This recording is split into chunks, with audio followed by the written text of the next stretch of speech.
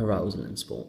Arousal is the readiness, physically and mentally, of an athlete to perform. If a performer is over-aroused or under-aroused, this could lead to a bad sporting performance. However, if they are at their optimum level of arousal, they will achieve an optimum level of performance.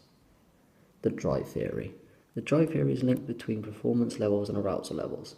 Increased or decreased arousal is exactly the same as increased or decreased performance. Dominant response is dependent on how good you are. Beginners or experts, this is triggered by the level of your arousal. Some sports are supported with arousal, whereas some sports wouldn't help. For example, boxers would like to be aroused to keep the passion and their fight going, whereas in a game like darts or snooker, you need 100% concentration. An example of seeing this in sport is when you watch the difference between a beginner and an expert when they make a mistake. Most beginners will crumble and lose all self-belief, whereas more experts will just take you on the chin and continue in the same level of performance. The inverted U theory. This theory speaks about over-arousal. When you reach the optimum level, you have the chance to become over-aroused and your performance can be decreased. After the optimum level of arousal, the performer can quickly become panicky and agitated in the effort to succeed. This is called hypervigilance. Being under-aroused can cause negative effects on performance, whereas a player at the top level, playing against a low-level team and not wanting to put 100% effort in because they don't feel that they need to. Being over-aroused can also cause faults, as seen by the fight between Jose Aldo and Conor McGregor. Aldo ran in and was too aroused and did not protect himself, causing McGregor to be able to knock him out. The catastrophe theory. This theory looks at a link between somatic arousal and cognitive anxiety. Performance will reach a maximum potential if the cognitive anxiety is kept low. Cognitive anxiety is when a sports performer starts overthinking situations, creating a nervousness towards their performance. The arousal level and the cognitive anxiety increase too high, you will pass the optimum level of arousal, decreasing in sports performance. Individual zones for optimum function. Everybody has a different level of optimal arousal, depending on an individual's needs. Everybody reacts differently to anxiety and arousal.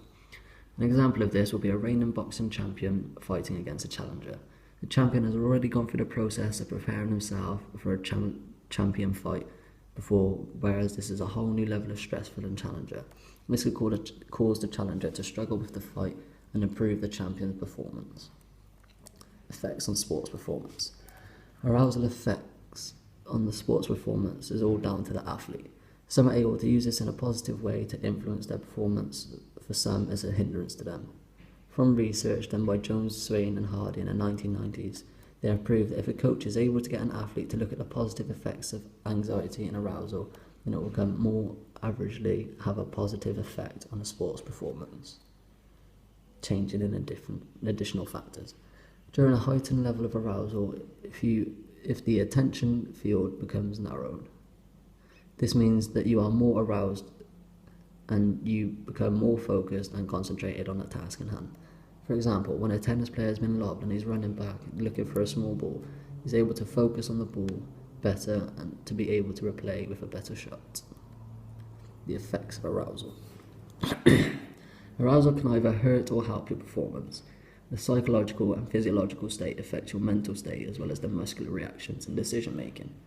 Arousal can be a good thing if you're able to reach and stick at your optimum level to keep your performance positive. If you are under or over aroused, you will affect your performance in a negative way and could completely ruin your performance.